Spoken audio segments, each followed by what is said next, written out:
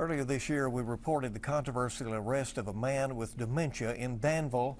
Body cam video of the incident ignited a petition for the arresting officer to be fired.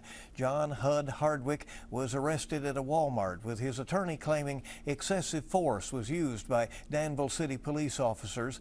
The charges against Hardwick were eventually dropped, but a lawsuit against the officers, the city, the mayor, and one Walmart employee and the police department remains.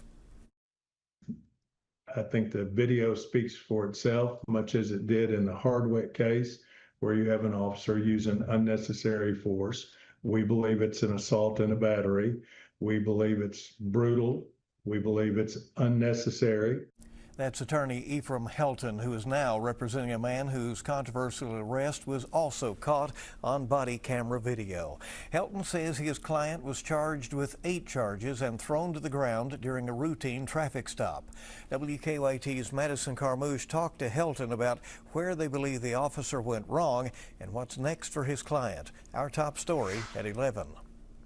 Devin Langsdorf was driving east on US 150 in Boyle County when he was pulled over by a Kentucky State Police trooper. The trooper says on the arrest citation that Langsdorf was traveling 86 miles per hour in a 55 mile per hour zone. The trooper chose to approach this vehicle without his body cam. And when he was requested to do so, he became agitated. In the dash cam video, you can see the officer reaching inside of Langsdorf's vehicle before heading back to his car to retrieve his body camera. This is when what Langsdorf's attorney, Ephraim Helton, calls unnecessary force escalated. What the f is your problem? Because you're speeding doesn't justify being kicked repeatedly in the ribs. It doesn't justify being hit in the back. The trooper and 3 other men worked to handcuff Langsdorf as he was already on the ground. He was then arrested and received 8 charges, including speeding, which he admits to, but the other 7, including resisting arrest, Langsdorf denies. That's not resisting arrest. Resisting arrest requires that you use or threaten to use physical force or violence against a police officer.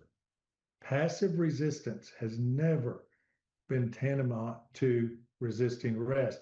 Langsdorf was also charged with endangering the welfare of a minor because at the time of the traffic stop, his 3-year-old daughter was in the back seat. Sir, my daughter's in the car! You can hear the screams. He had a 3-year-old child in the car.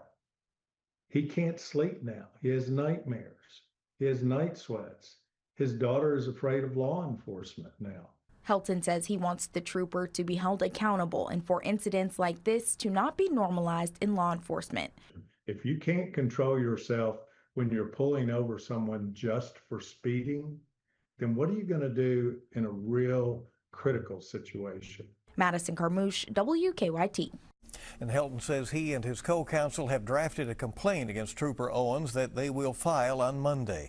We have reached out to Kentucky State Police Post 7 for a comment, and we have not yet heard back. We'll